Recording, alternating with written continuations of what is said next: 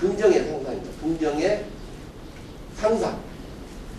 좋은 상상을 자꾸만 하는 거예요. 좋은 포도 농사를 져놓고도 야 포도가 잘 열릴 것이다 이렇게 생각하고 짓는 거고, 이 포도는 가을에 다 완전히 떨어질까 이렇게 생각하고 생각하는 건 완전히 결과가 다릅니다. 7, 8년 전에 이 꿈을 상상으로 제가 꿈을 꾸었어요. 어떻게 꿨느냐면 인터넷을 검색해 보니까 저하고 비슷하게 배 나온 친구가 이미 KBS에 딱 나와가지고 강의하는 장면이 있더라고. 칼라로. 그래서 그거를 칼라 복사를 딱 했어요. 해가지고 딱 이게 여기 있어 물드는데 제가 영상을 만들었어요. 딱 사진을 액자 참 좋은 거 딱 이렇게 만들어가지고 TV 나오는 그 여기 화면을 이렇게 딱 해갖고, 그런데 그 남자를 칼라 복사해가지고 그 남자 미안한데 누군지 모르겠어. 미안한데 뭐가 딱 잘라서 버리고 제 사진을 칼라 사진 찍은 걸 제보가지고 잘라가지고 거기서 딱 붙였어요. 그러니까 여기다 그래갖고 TV 출연한 황선만, TV 출연한 황선만 해가지고 딱 거실에다 붙여놨어요. 그렇게 꼭 나더라고. 그 친구도 배도 약간 나오고 나하고 똑같더라고. 그게 영나오시고 나지 뭐. 이거 딱 붙여놓고 거실에서 그걸 보면서 전 늘 즐거운 마음으로 상상했어요. 이건 무슨 말씀을 드리려고 하냐면 자기의 꿈이나 자기 이루고자 하는 것을 꼭 사진으로 아니라 할지라도 자기 머릿속에 늘 좋은 영상으로 자꾸만 긍정의 상상을 하면은 엄청난 뇌의 그 끌어당김의 법칙, 그런 원리에 의해서 그 좋은 일을 끌어당기는 그런 원리가 과학적으로 다 증명되어 있습니다. 그 다음에는 제가 여러분들한테 하고 싶은 이야기는 이 잡초 제거입니다. 농사에서. 농사의 단계 중에서 이 잡초 제거의 단계가 굉장히 필요하다는 것을 저는 어렸을 때 어머니가 농사 짓는 걸 보고 배웠고 저도 또 체험하고 있는데, 그러면 인생에서 제가 생각할 때 이 잡초 제거가 뭐냐, 저는 딱 두 가지입니다.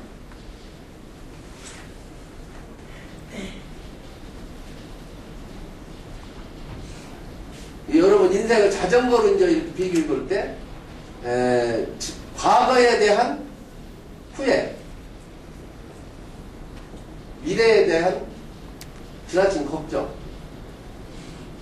이 두 가지입니다. 인생에 제가 그런 과정을 거치면서 제가 깨달은 것은 우리 현대인들이 지나치게 과거에 대한 후회를 많이 해요. 과거 예를 들면은 실패한 거 있잖아요. 과거 실패했다든지 누구하고 싸웠다든지 아니면 뭐 이렇게 했다든지 하면 자기 판단에 대해서 야 지난번에 이렇게 하지 않았으면 얼마나 좋았을까, 이런 과거에 대한 지나친 후회는 아무 우리 인생에 도움이 안 된다, 그런 얘기입니다. 그러니까 과거에 대한 후회는 저는 부드러운 숲이다. 여러분 농협에 계신 분도 있지만 부드러운 숲 갖고는 아무 쓸모가 없잖아요.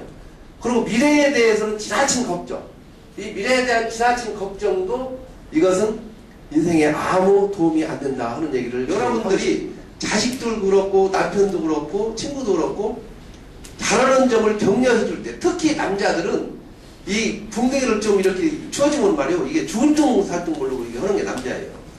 그런데 되게 모두는 그렇게 못하죠. 거의 70, 80%는 그 반대거든요. 그럴 때는 저는 그럴 때 제가 혼자 극복한 것이 뭐냐면은 저 스스로에게 이 격려하기 위해서 표창패를 만들어줬어요. 제 스스로 표창패. 이게 여러분 보여드리려고 가깝거든요. 이 표창패 제가 저한테 만들어준 겁니다. 이게 표창패. 이 표창패 하고서 황선만, 여기에는 내 장점이 다 들어갔어요. 내가 뭐 스스로 격려를 나온 거니까. 내가 뭐 학교 다닐 때 공부 잘한 거, 책 쓴 거, 강의하는 거, 여기에 다 내 장점을 빡빡하게 넣으니까 다 맞는 얘기, 거짓말하고 그대로 듣고서 제일 밑에, 여러분 보이는 분이 있을지 모르지만 밑에 준 놈도 황선만이요. 딱 보면 직인까지 있어요. 이게 직인까지 딱 갖고 와서 와이프한테 딱 보여주니까 이거를 다 맞거든요. 처음부터 쭉 읽어보니까 표창패 황선만이 기하는 뭐 청양 산골에서 태어나고 뭐 면석이 시작했는데 뭐 도에 가고 쭉 책을 뭐 수천 권 읽고 뭐 이런 얘기 다 맞아요. 맞으니까 와이프가 끄떡끄떡 하더라고요. 맞네 하면서 그 표창패 타니까 좋아하잖아요. 와이프가. 그 제일 마지막에 보니까 2010년 4월 5일 충청남도 서기가 황선만 그랬거든. 그러니까 와이프가 이걸 확 집어던져 그가 깨질 뻔했어 이거. 이게 여러분 보세요. 여기 우리 부장님이 준 준 놈도 황선만 받은 놈도 황선만 지기는 꼭 똑같이 있고 그때 큰일 날 뻔했어요. 저 깨졌으면 저 학구대회도 못 올 뻔했어요. 첫 번째는 재해 극복입니다. 이 농사를 지려면은 이 재해 극복이 꼭 필요한데 이 용기 있는 도전이라고 저는 생각합니다. 여러분 싸이도 있잖아요. 싸이가 완전히 그냥 뜬 것 같잖아요. 어느 날 갑자기 뜬 것 같은데 제가 싸이에 대해서 한번 인터넷에서 조사를 해봤어요. 이 친구가 우리 한국에서 뜨려면 이게 간판이 돼야 하는데 생긴 게 그렇거든. 그게 완전히 걔는 뒤로 밀어놓은 거예요. 우리나라 제작자들은. 근데 자기는 반드시 언젠가는 된다는 그런 확신을 갖고 자기가 도전을 끊임없이 했기 때문에 오늘날 같은 싸이가 있지 않았나 그런 생각을 합니다. 그런 것을 저는 농부가 재해를 극복하듯이 끊임없는 용기 있는 도전 우리 젊은 친구들한테 꼭 필요하고 우리 어머니들한테도 또 필요한 그런 정신이다 저는 생각합니다. 왜냐하면 우리 어머니들이 지난번에 그 노인대학에서 제가 강의했는데 노인 그 할머니가 그래요. 다 맞는 얘기인데 이제 끝났어 그러시더라고요. 근데 그분이 그럼 할머니 몇 살이세요? 그러니까 74세라는 거예요. 74세. 그래서 저는 똑같은 이 할머니한테 도전 얘기를 해줬거든요. 제가 책에서 본 얘기인데 일본 시바타 도요라는 할머니가 있어요. 그 할머니는 92세 먹으니까 무용도 못 하시는 거예요. 다리 관절이 와갖고. 그러니까 그 아들도 물론 잘 나가는 사람이니까 그런 얘기 했겠죠. 똑똑한 사람이니까. 어머니 이제는 운동 못 하시니까 한번 글을 써보세요. 시를 써보세요. 그러니까 어머니가 글을 알지면서도 야 시는 문학적인 건데 지금 이 나이에 무슨 시를 쓰느냐 나는 안 된다 그러니까 아들이 할 수 있다 어머니 한번 해봐. 시를 자꾸만 다른 시집 보고 컨닝하고 배우고 해가면서 지금이라도 써서 할 수 있는 건 엎드려서 그거 할 수 있으니까 그거 해봐라. 그래서 그 할머니가 그 시를 쓴 거예요. 92세 시를 쓰기 시작한 거예요. 근데 98세 되는 해에 시집을 딱 발표했는데 그때가 언제냐면 대지진 어디서 일어났죠? 고백. 그걸로 인해서 완전히 다 무너지고 부서지고 막 도로 막 고가도로 다 무너지고 아니지 않습니까? 근데 이 할머니 시가 92세 시를 쓰기 98세에 발표한 시집 제목이 뭐냐면은 아침은 반드시 온다 약해지지 마 이런 내용이거든요. 그렇게 고베 시민들이 92세 먹은 할머니도 처음에 시를 써서 6년 동안 노력해갖고 그 시집을 발표할 정도 그 할머니가 그 어려움을 겪는 고베 시민들한테 약해지지 마라. 반드시 아침은 온다. 이렇게 격려하는 시집을 발표한 걸 보고서 고베 시민들이 그 시집을 불티나게 사서 읽어봤다는 거 아닙니까? 그 다음 6번째는 뭐냐면 이 기다림입니다. 기다림. 농사 짓는데 웬 기다림이냐 하는 분이 있을 거예요. 이 농사 안 져보신 분들은. 저는 아버지가 벼농사를 짓고 어머니가 지시기 때문에 가을에 이제 태풍이 다 지나가고 나면은 아버지가 저한테 항상 하신 말씀이 뭐라 그러냐면은 야, 이 가을 햇빛이 줘야 돼. 이 햇빛을 기다려야 돼. 그게 보통 한 달이더라고, 한 달. 근데 굉장히 지루해요, 그게. 어렸을 때 보면은 벼가 거의 다 익었을 텐데 왜 아버지가 추수를 안 치? 근데 아버지가 야, 그걸 끝까지 받아야 된다. 가을 햇빛을 끝까지 받아야 다 엮는다. 그런 말씀을 하시는 걸 저는 들었어요. 그러니까 이 한 달이 지면서도 이 기다림이 없을 때는 곡식이 여물지 않습니다. 그래서 저는 여기는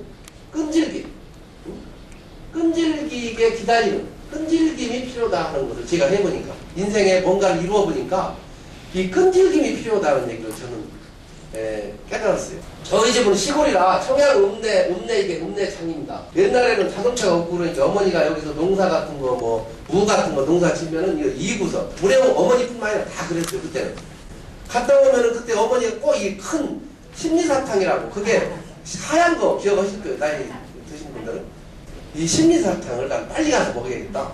그래서 초등학교 3학년 때인가 그때 어머니를 따라간 거예요. 제가 그때 초등학교 3학년이니까 굉장히 힘들더라고요. 막 다리 막 무겁고이라 그러는데 고개도 넘고 그럼 난 거기 막 어디 놓치면 또 건강있게 막 쫓아가는 거예요.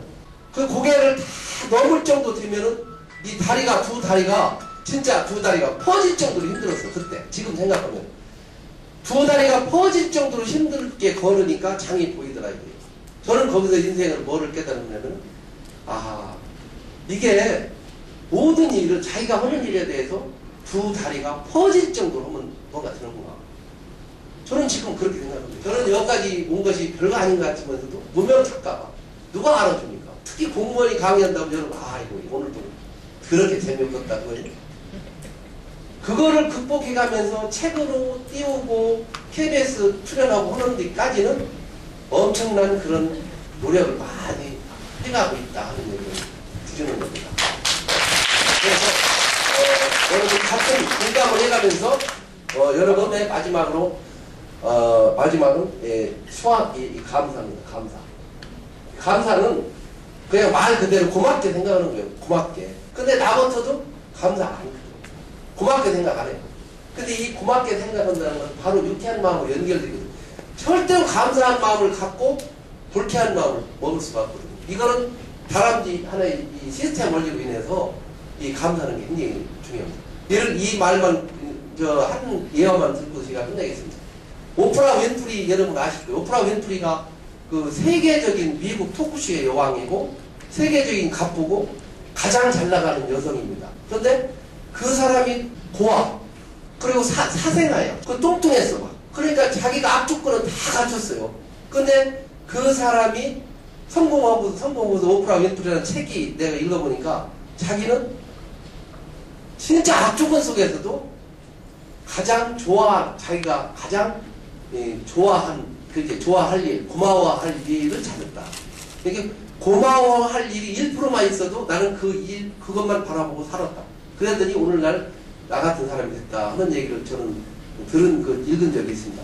오늘 저는 조금 더웠고 또 제가 좀 강의 아침이 막 오는 바람에 준비가 조금 먼 것 같아서 처음에 막 더듬고 그랬는데 어쨌든 이해해 주시고 제 강의 이걸로 마치면서 고맙다는 인사를 드리겠습니다. 감사합니다.